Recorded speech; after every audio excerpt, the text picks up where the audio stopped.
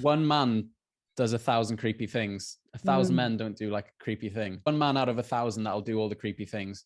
And then women like just project that all over like all the other men that they're creeps as well. If a man can't look at a woman in the gym, what is society going to do? Like women are looking at men in the gym. Yeah, it's like, are men not supposed to have a sex drive? Are men not supposed to be attracted to women? Don't have a sex drive until I want you to have a sex drive if I choose you.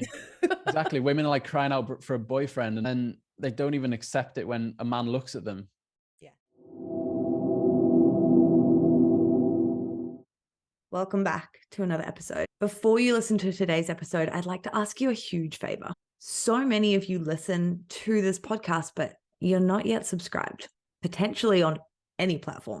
The more of you that subscribe and share this with your friends, the more that we can bring more content to you, more topics and more knowledge and wisdom and amazing guests. And right now, this is my passion project. So I'm not making any money from it. And it does take a lot of my time amidst supporting my incredible clients inside the Lovely Radical Academy. And I get so many messages of lives that are being changed because of having access to this exciting knowledge and support and conversation and community. And by simply clicking a button to subscribe and to share, you're part of that impact, which is pretty cool. So take a moment now, hit subscribe, share this with your friends, and I hope you enjoy today's episode.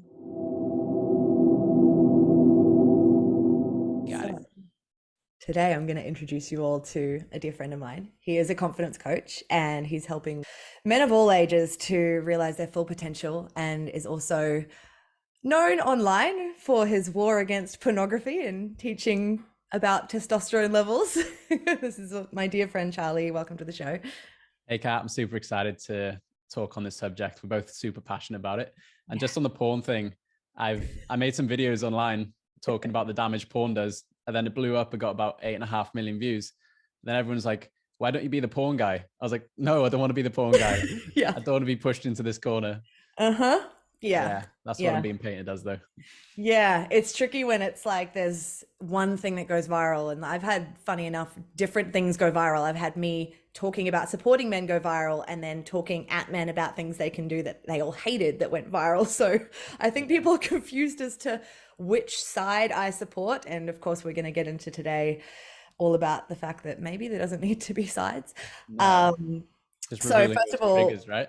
Yeah, I know we know each other quite well, and I'd love for you to share a little bit about your story that led you to what you're doing now, because you're still in your early 20s? I'm 26. 26, yeah. I look about 18, but I'm 26. You're doing well. Like, what happened to lead you to what you're doing now? Yeah, if you were to tell my 18-year-old self that I'd be coaching men to become the best version of themselves, I'd laugh at you, to be honest, because I grew up in a super small country town in Wales, which is in the UK, about 2,000 people. First 23 years of my life, never left, just surrounded by the same people in the same fish tank, doing the same thing every single day. I'd go to work all week, and then at the weekend, I'd just play football on the Saturday, go out drinking on the Saturday night, spend the whole Sunday stressing about going back to work on Monday. And that went on for about like the last 5-6 years of being there. Yeah. And then comparison came into a lot of it in the small town. Like all I wanted to do, all I cared about was getting ahead of my peers, making money, being financially successful. And then just before leaving, my brother and I were going to buy this business. It's a multi-million-dollar business. And about a year of processing, and it fell through on like tax and due diligence stuff. And just before it fell through, I said, I'm either buying this business or moving across the world. And then the business fell through, and I was like, shit, I told myself I'd move. So it's time to move. So yeah, when I was 23, the 10th of March, I left the UK, 2020, 10th of March, and then flew over to Thailand. I was supposed to do 6 months around Thailand, like find myself, travel, get some elephant trousers, you know, what everyone does. We've all done it. Yeah. And then after 5 days of traveling around, it was during the pandemic, so all the countries are closing down. And then like Cambodia, Laos, Vietnam were all closed, and Thailand was the only one left open. And then it was a Wednesday night. We just arrived in Koh Phangan, turned on the TV, put down our bags and found out ScoMo was shutting the borders on Friday to non-residents to Australia. So I was like, fuck. So we got a tuk-tuk back to the port, over to Siratani, from Siratani up to Bangkok, slept on Bangkok airport floor for 10 hours, flew from Bangkok over to Brisbane, then up to Airlie Beach, quarantined for 2 weeks. It was just like the craziest 24 hours turnaround from like arriving on this paradise island to then taking 3 flights within 24 hours. And then, yeah, quarantined up in Airlie Beach, which was actually great. I had a whole house, had a pool, nothing like the hotel quarantine. Yeah. Yeah, then switching up my environment completely, getting over there. I was still with my ex-partner at the time. We'd been together 7 years, and that was a long time. And then we ended up breaking up after 6 months of being in Australia. Like the change of environment changes so much of you. Like it's so easy to be with someone when you're in a small town, you're both doing the exact same thing. And when you switch up your environment and you're open to so many new possibilities now, you're like, oh, wow, we're actually completely different people. So then I moved out of Airlie Beach after 6 months, moved to Brisbane. So I landed in Brisbane, never lived in a city before, single from like a 7-year breakup. And I didn't know anyone in Brisbane. I was like, this is literally square one of my life. Like, I can create whatever I want from here.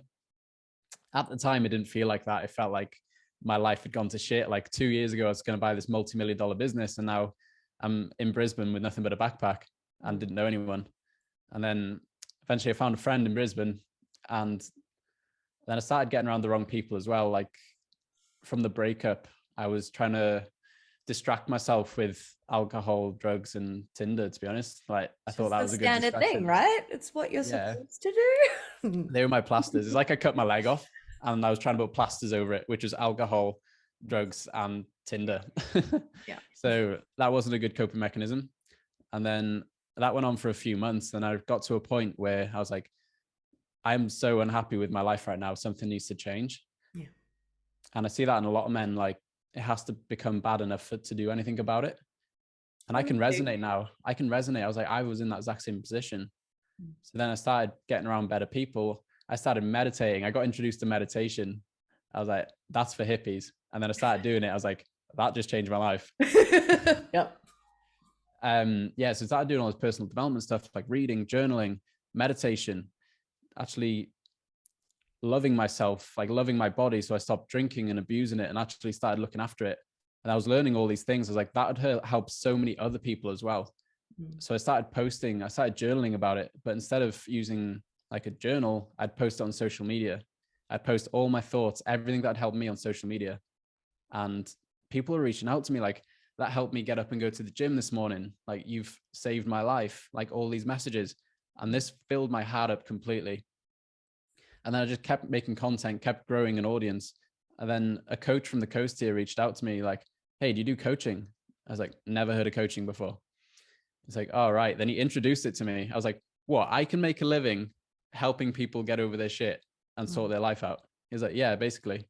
So I learned the tools, and then I've just been on a journey of like learning and growing myself and giving myself to other people, like experimenting with myself on different techniques and then giving it out to the people and like, making an income from that. I just can't believe that my life's turned around from this insecure little boy in a country town in Wales at 18 to now running my own business, helping men become the best version of themselves. It's been a big turnaround. Yeah, I love that. And I love that you touched on experimenting with yourself, like the tools on yourself. I used to joke when I was healing my chronic illnesses that I was using myself as a human experiment, because I was like, well, no one else is helping me, so I'm just going to try this and this. And same thing, I was putting a lot of it online and getting similar messages. So we've had a very similar journey by the sounds of it. Yeah, because there's so much information out there, right? Yeah. I always say like the modern man is drowning in self-help information, but they're absolutely starving for any guidance or wisdom. Yeah. Like there's almost too much out there, right? Yeah, well, that's the thing. It's whatever industry it is as well. It's the same with women with self-development, but also health. Like I spent 5 years in the health industry, and it's like every single thing seems to have a proven, studied contradiction. So it's like, what are you supposed to believe? It's like, well, start trying things and trying them on yourself, and maybe step back from the noise, and find people who have experimented on themselves first, perhaps, and found what works. Yeah, exactly. It's just testing and then finding out what works for you. Yeah. And then imagine there was someone that was 5 years ahead of you, have done all the testing, and they could give you advice. Like, imagine how much that's worth. And that's exactly what coaching is a lot of the time, or mentoring. Yeah, absolutely. I agree. We'll touch on it for a moment, but we won't go too far into it. What inspired the topic of quitting porn and boosting testosterone? Like, why should people care about it?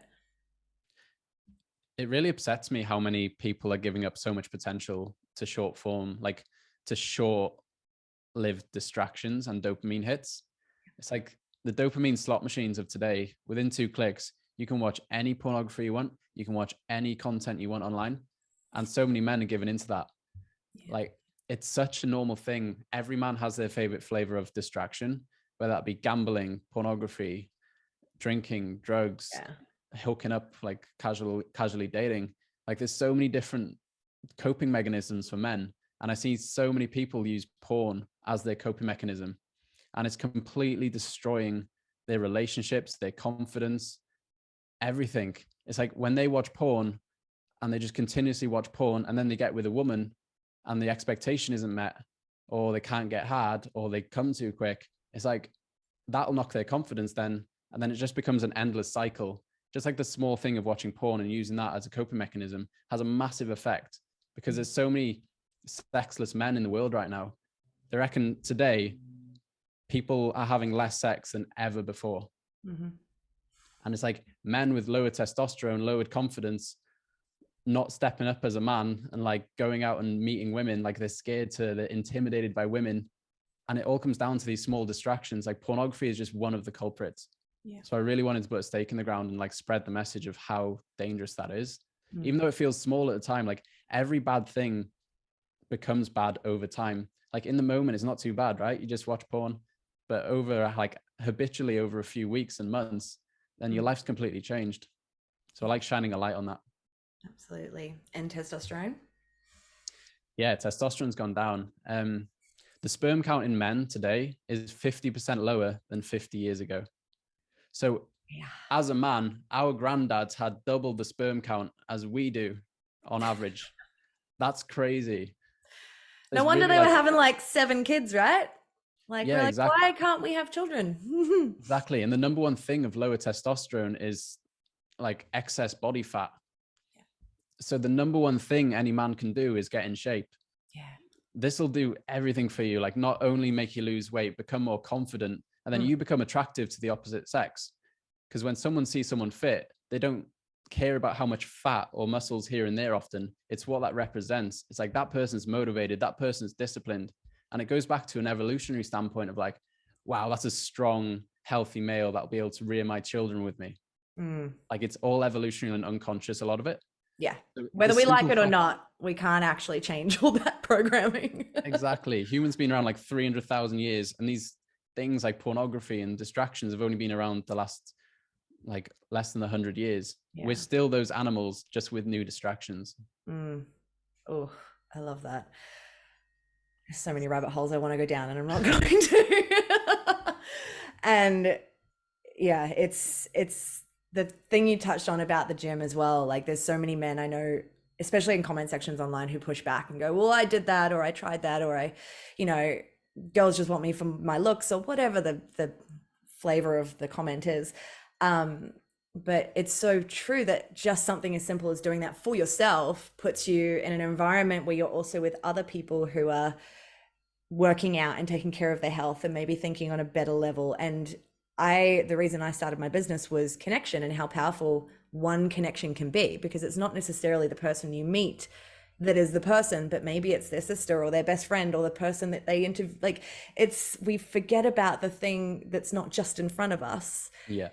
Because of all this quick hit, instant gratification that we're getting into. And a lot of that is pornography, right? And all the other things. Exactly. There's a lot of talk in many arenas about this mating crisis and men leaving society and feminism becoming toxic, and you know, the birth gap numbers and potential population collapse that we'll probably see in our lifetime. And I don't think anyone's quite going to be able to comprehend what that is like. I know I'm personally working out how to speak to women who have been essentially brainwashed by movements to do certain things with their lives that aren't serving in the long term. So for example, and I know you've heard these, like 80% of women who are childless wanted to have children, but they followed what the movement said that they should do and could do because they could be equal. But we've also now got the top people who are taking antidepressants are women between 40 and 45 who haven't had children. And so I can do my best to speak to women, and I do also attempt to speak to men, but then the comment sections seem to blow up when I speak to anyone because everyone is wanting to blame the other side. What do you think about all this? This is gender war. And if there are men who are ready to, you know, jump back in the ring, attempt going to the gym, like try something new, but maybe have these stories running that all women are evil or it's hopeless or whatever, like, what do we do? So deciding not to have children because you think the world's overpopulated is probably the most genocidal thing you can do to humanity. Yep. Like you said, there's roughly around 80% of women are childless, and not 80% of women are childless, like 80% of women who are childless actually want children. But what happens a lot of the time is they're told like 20, 21, 22, like go to uni, get a good job so you can go to work. When you're in work really hard so you can get a promotion and get a promotion. And they focus on the career up until about 30 or like late 30s, mid 30s. And they're like, oh, fuck, I actually really want a kid. This doesn't fulfill me as much. There's something missing. And there's this thing called tall girl syndrome. Like imagine a 6 foot tall girl and they want someone that's taller than them. So say like 6'2" and over. Well, only 4% of men in the world are 6'2" and over. So the pool is so small. And it's the same thing happening in career. Women go into their career and become the breadwinner, become like this high value woman, which is amazing for them. And they get to the point of like 30, 35 years old and they're ready for a partner, but they don't want a partner making less money than them, do they? They say that they'd be okay with it. But when you look at the statistics, women do not want to get with men who are earning less than them. So when women are earning a lot, they look at the pool of men that are available and there's hardly any left. The pool's so small and you have to compete with all these other women. And plus like 80% of men in their 30s are married generally. So it's like the pool is so small to pick from. And it's like the tall girl syndrome. Like you want someone that's taller than you and you want someone that's making more money than you, but those pools are really small. Yeah, absolutely. And we were talking about evolutionary programming just before, and like women are naturally hypergamous because and it's a providing piece, right? And like, yes, money is super important and it probably is going to be a thing regardless of how we change society, right? However, like if a man was making the same amount as you and he was also able to be emotionally supportive or supportive in a different way, right? But if he's just like a bum who's sitting around like making like less than you as well, it's like how are you supposed to feel protected when you have to give up your work and give birth and raise children and give up your life or whatever the story is, right? So it's, I know all the numbers too, and it's pretty wild. And it's been my experience. Like I never actually had any interest in building a business or being an entrepreneur or anything like that. Like it was not me. I wanted to be a yoga teacher and a wife and a mum. And and I've witnessed this, like I've been single for about almost 12 years. And so I've witnessed what's happened in the world since we introduced Tinder, because I left my long-term relationship just before Tinder was introduced. And so I got spat out at like 24 after being in a 7-year relationship, just like, cool. So everyone's loyal. Everyone's does, like, it was just like totally different. And it took many years to like be like, oh, it's not just me. And the more successful and like, you know, competent and able I become, the less men will come near me, which is really, really interesting. A lot of men could be threatened by that.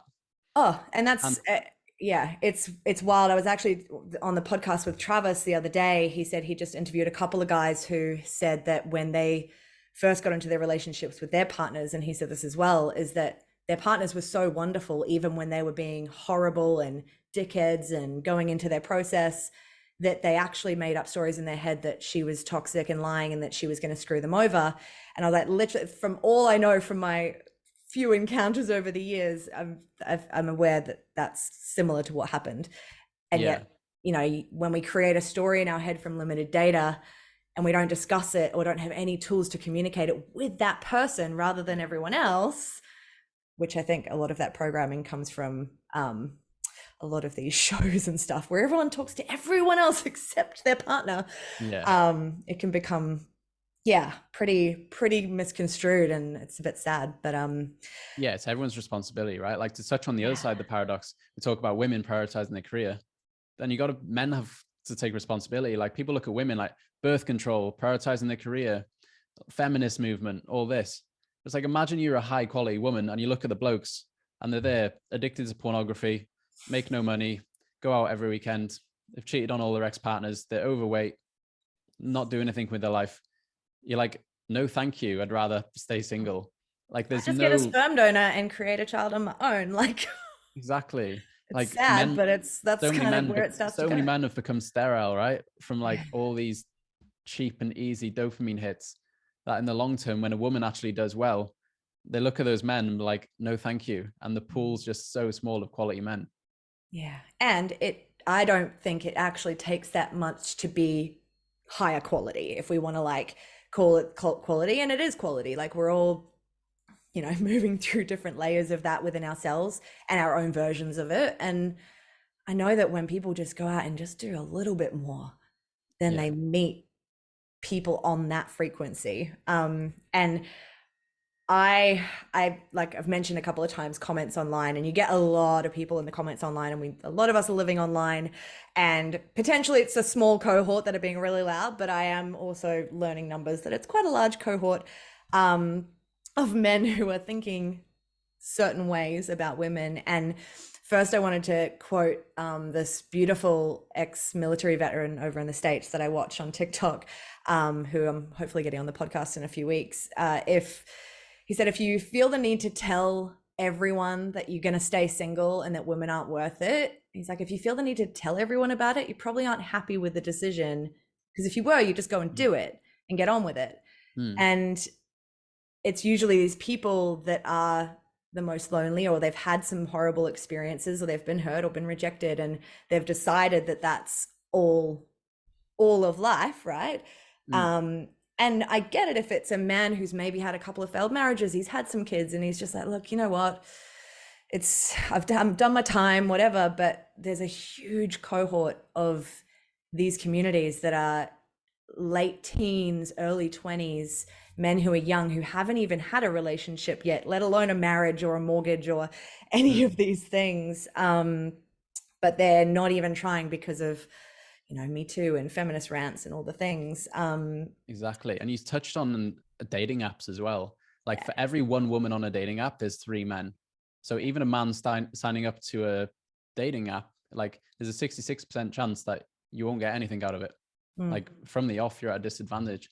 And going on dating apps, it's a layer of protection, but for rejection, right? It doesn't hurt as much if it's over the screen. Like, when you're left on red, it's like, oh, she could just be busy. But when you walk up to someone in real life and you get rejected, that hurts a bit more, right? So people use these dating apps and use online as a coping mechanism, so they don't have to feel the rejection in real life. Yeah, I totally get that. And even if we go further than rejection, there's ridicule, and there's almost, I want to say abuse, in a way where the feminist movement has become like, you know, you've probably seen there's videos of girls filming themselves in the gym for a TikTok, but then they slow motion the guy in the background who looks over for a second and then turn it into this viral thing about, I feel violated, how dare he, when it was probably nothing to do with anything except for the fact that you're filming yourself in the gym. But everyone feeds into that narrative, right? And men are dangerous, except men aren't dangerous. Like, exactly. It's blown out proportion. Like, one man does 1,000 creepy things. 1,000 men don't do like a creepy thing. Like, there's one man out of 1,000 that'll do all the creepy things. And then women like just project that all over like all the other men, that they're creeps as well. Like Yeah. if a man can't look at a woman in the gym, what is society going to do? Like Like, women are looking at men in the gym. yeah, it's like, are men not supposed to have a sex drive? Are men Yeah. not supposed to be attracted to women? Don't have Like, a sex drive until I want you to have a sex drive if I choose you. exactly. Exactly. Women are like crying out for a boyfriend and all this, and then they don't even accept it when a man looks at them. Yeah. Yeah. Like, how is a man going to try? No wonder men aren't trying. No wonder they have to turn to pornography or, at the very best, dating apps. Yeah, absolutely. And even just to wrap that up, like a lot of the time the people who are using this for viral content have an OnlyFans page, or they're sharing their body to millions online, but they're not okay with one guy looking over in the gym, or they're just destroying this man for a viral piece of content for attention. For their Yeah. OnlyFans. The big movement in men, I feel, is like risk behavior amongst young men has gone down heaps. Yeah. And they're just too scared to do anything. Like Mm-hmm. they're too scared to be called a misogynist. They're too scared to be an actual man. Like they're too scared to stand up. And I love watching leaders like Jordan Peterson, Andrew Tate, people like this, and even myself to a degree, like speak up about what a man actually is. Yeah, absolutely. I love that. And because my story that kind of led me to this point where I'm like, screw it, I'm just going to start talking about it, because I still to this day have not had a man actively approach me and pursue me in 12 years. There's two exceptions to that, but they were off their heads on some kind of drugs. And I was like, I'm just going to say no. But like I had to do all the first moves in pursuing, and that's, it is what it is. But then that gets turned into, well, you were keen on me, so I don't have to treat you well. And so I kind of made a joke at about 5 or 6 years in, and I was like, fuck, if it gets to 10 years, I'm gonna have to write a book. And then I got to 10 years and I was like, shit. Gotta write a book. So the book is coming. And what do you believe the benefits are in dating and building a relationship consciously, like even after being pushed back or hurt or rejected? I remember when I used to live in Brisbane and I was single, and I was straight out of a 7-year relationship. Like I hadn't been on the dating scene whatsoever. I had a girlfriend from 15 years old. Yeah. I never had to try. Yeah. And then I'd go out with all these men and they'd be talking to women, and it'd scare me so much. Like it genuinely would. And I remember it was like a rites of passage when there's like a group of women at a table and I was like, fuck it, I'm just going to go over. And that felt like a rite of passage for me. And I fully get where men come from, that it's scary these days to approach women. Like it shines out all your insecurities, like anything you ever face comes up.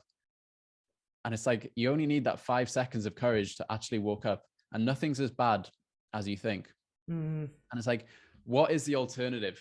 Are you just going to stay single? Are you just going to not meet anyone? Forever. Like what could happen? Exactly. Start thinking about what could go right rather than what could go wrong. Like we're so worst case scenario. Like there's so many amazing people out there. If you just try, like always be interviewing, always be looking. Yeah. Become the best version of you. Write a list on exactly what you want, right? And then become that list. Start putting yourself in situations where you can meet those people. Like if you want to meet a healthy person that works out, that's working on themselves, don't go to the pub, because you're not going to meet that type of person. Sit at home playing video games and bitching on TikTok. Exactly. Increase your chances. Go to places where those people hang out. Even if that is dating apps, like that's fine. Just don't go to like unhealthy places to find the right one, because you won't find them there. Yeah. And just like actually give it a go. I think I heard someone say recently, like if you approach a girl and even if she says something horrible to your approach, you're both going to be fine.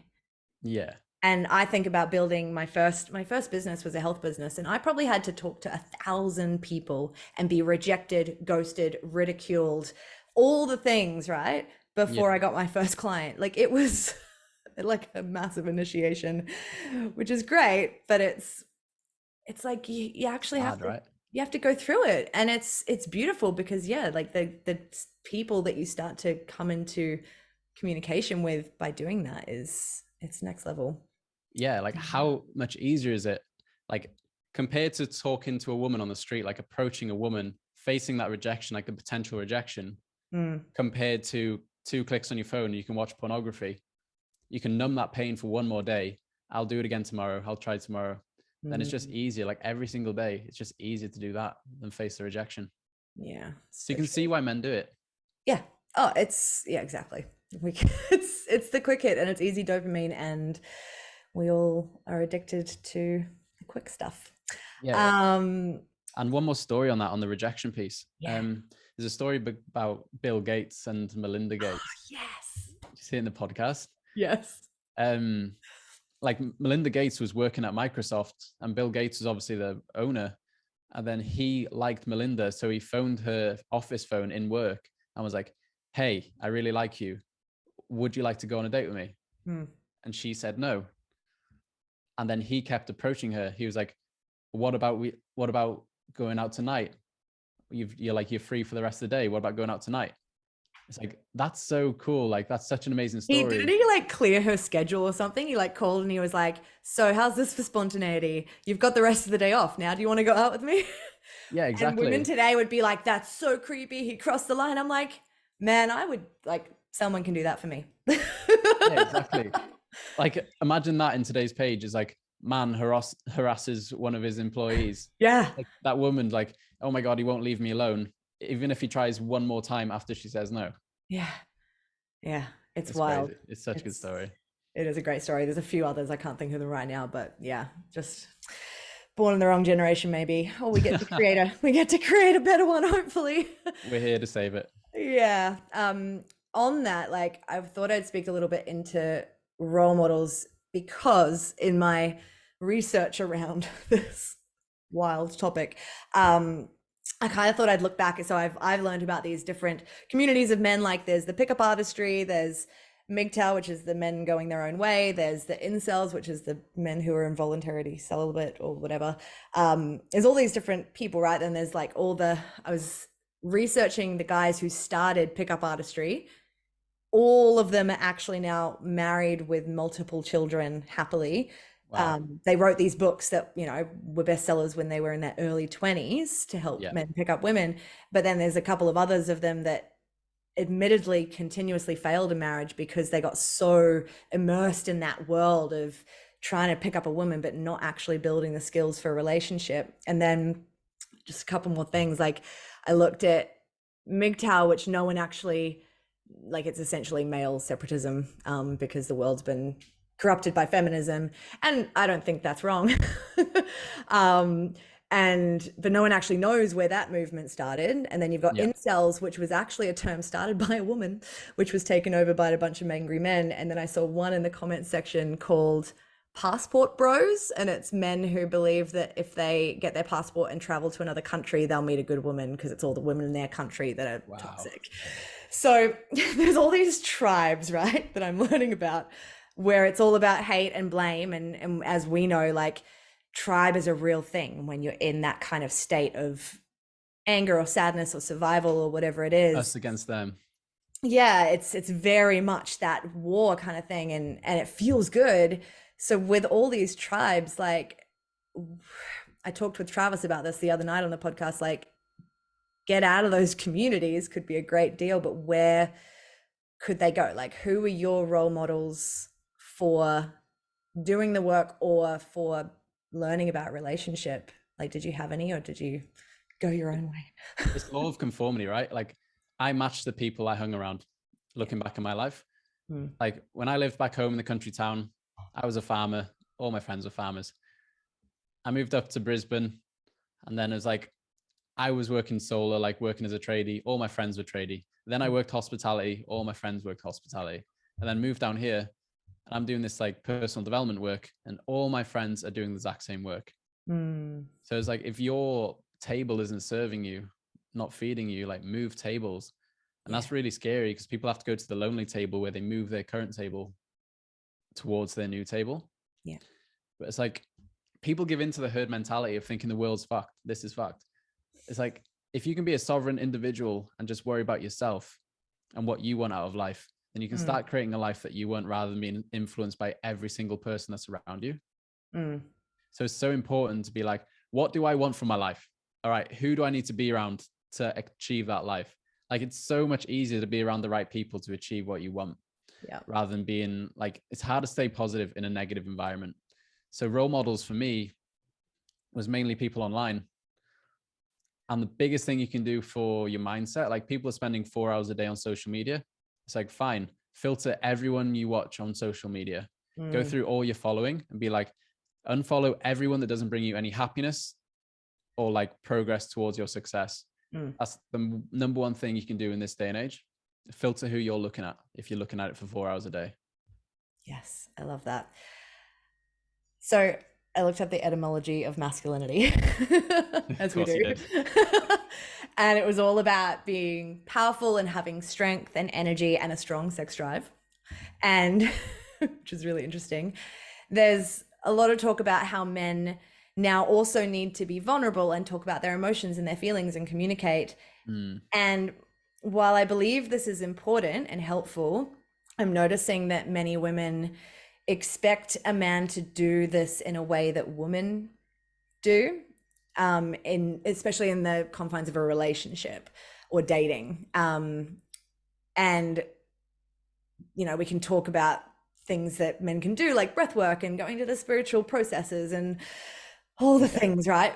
But I've seen many successful men in relationships who do all of this without having to have all the spiritual trimmings or have it look a certain way, you know, or look like a woman typically would, because I believe, and from what I've researched, we communicate completely differently.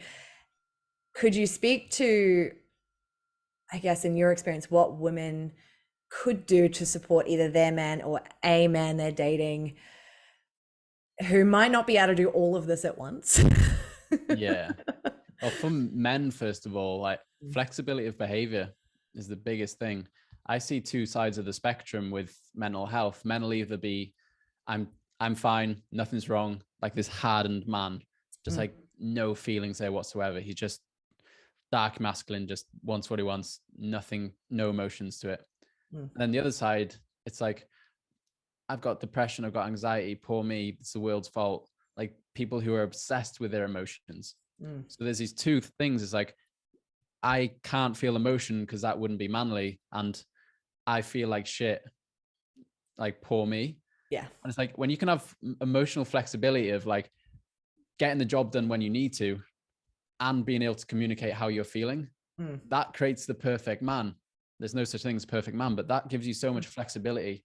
So when you approach a woman that wants that driven male, you've got that. And when she wants connection, you've got that.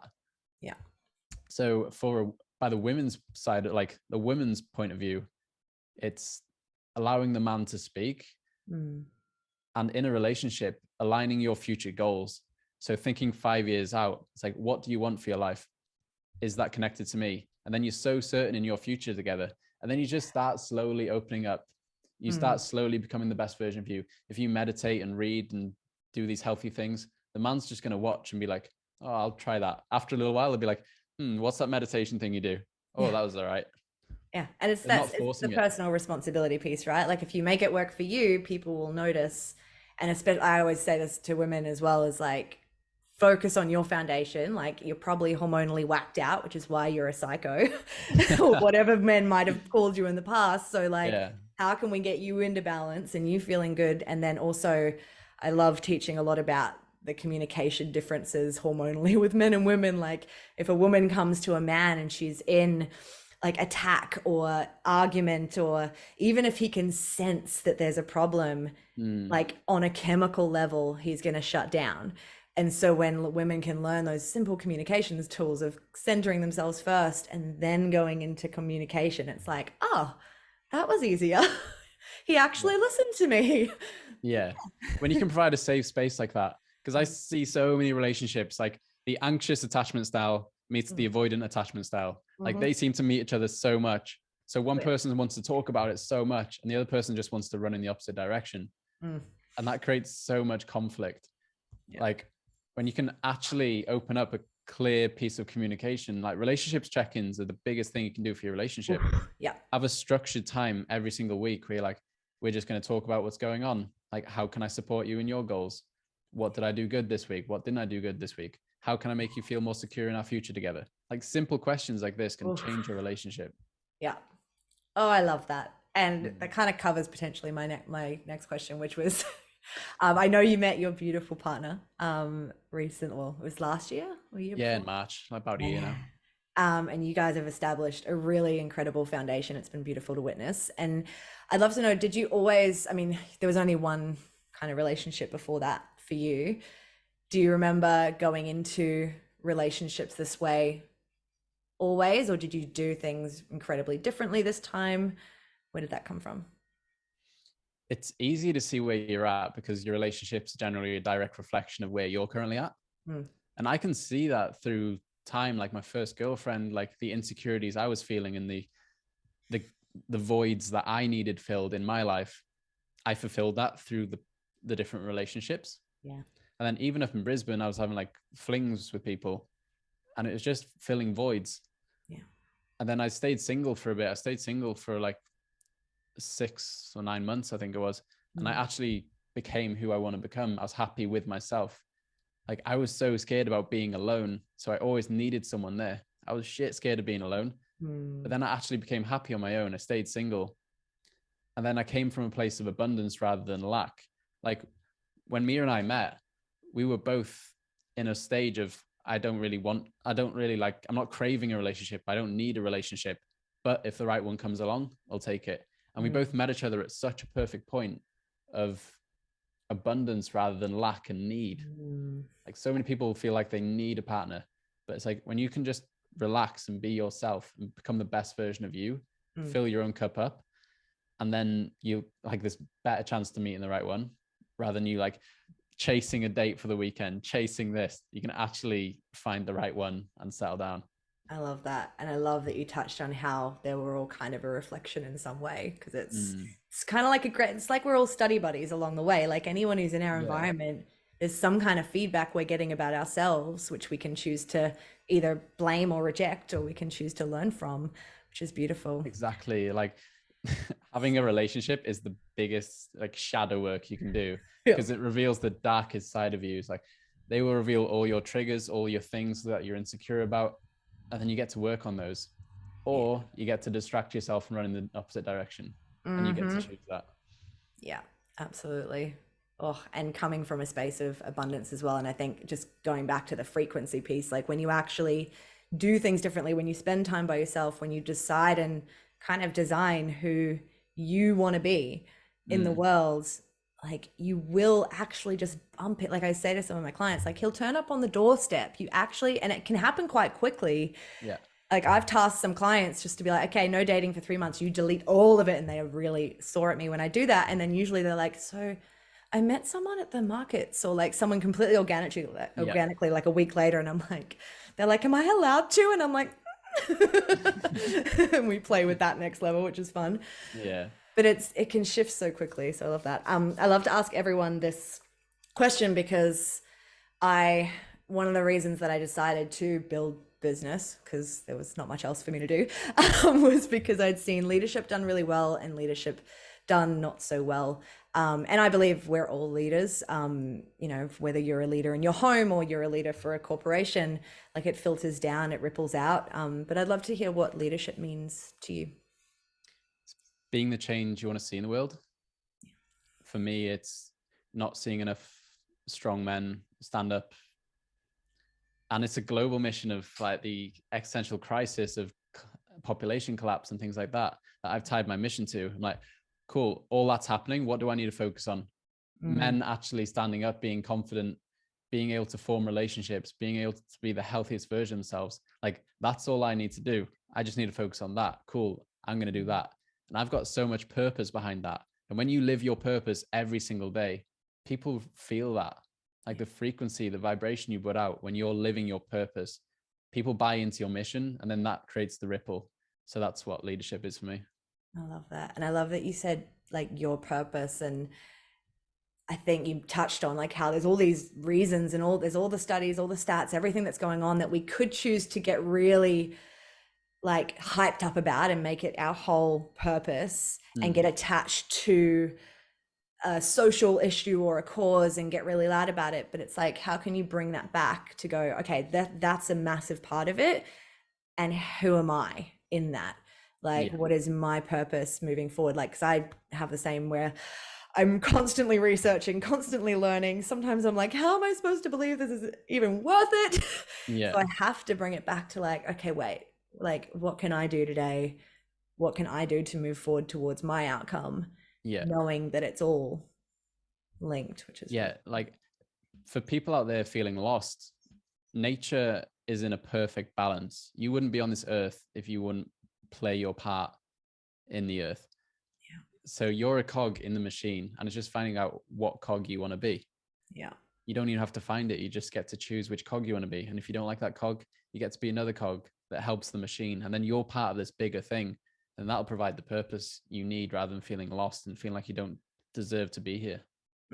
Absolutely. And there's a lot of those communities that will focus on like who's to blame if you're in a space where you've realized that you're not in the cog or what, you're not in the thing that you're supposed to be in. But Yeah. if you can choose to just pivot and try something else rather than going into those conversations of like it's not working, who's to blame, I think you shift so much faster. Yeah, people look for who's to blame, like all these cults you were talking about earlier, like groups, but I call them cults. Yeah. It's like Culture. looking for, they're always looking for who's to blame rather than be like, who's going to stand up. So it's like, who can I put the pressure on? Who can I like exert my anger, this venom, this poison I want to get out of me? Like the men are like, fuck women, fuck this, fuck that. It's like, actually, who's going to stand up and make a difference? And it gets to be you. Yeah. And it's like it's like that old saying, it's like drinking poison and expecting someone else to die. Like when you're in that zone, it's easy to think that that's going to solve a problem, but most people don't actually have a reference point for what the solution is for them. Like, or maybe they're not looking to the people who are running the movement as like realizing that it's not actually going anywhere. It's just circulating more and more and more. Yeah. And then, creating things like population clubs, which is going to be interesting. We all get to work in old folks' homes. That's going to be fun. How crazy in 50 years, like one stat, the Chinese population is going from 1.4 billion to 650 million in the space of 50 years, like less than half. And people not having kids now, like it won't affect much in the next 10, 20 years, but in 50 to 100 years, there's a massive knock-on effect. Yeah. We'll all be looking after the elderly, and I reckon because it's Africa, I think, that have been having the normal amount of kids, like I reckon they're going to take over. Yeah, the average amount of kids per couple in developed countries is 1.4 per children. So you think of like, remember in COVID, the R number? So it's like for every person that gets infected, it's either like 1.1 people after that, it's going up. 0.9 is going down. It's like you need 2 kids per couple for the population to go up, but the average is 1.4 in developed countries. So what do you think the knock-on effect of that? Because there's going to be less people to make people, but in countries like Africa, they're still pumping out 4 kids per woman.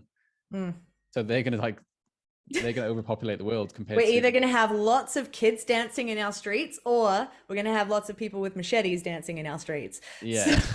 No in between. I'm good with a machete, at least for opening coconuts. What are you excited about moving forward in what you're doing, and where can people find you? I've booked a flight home to see my family for the first time in 3 years. Yay! So on May the 31st, Mia and I will be flying back to the UK, going to be traveling the UK for 3 weeks or so, and then travel around Europe a bit. It's a one-way ticket, so we'll see what happens with that. And I'm really excited about life, just moving through the journey. Like I have no idea where I'll be in a year, and I'm excited for the journey. Yeah.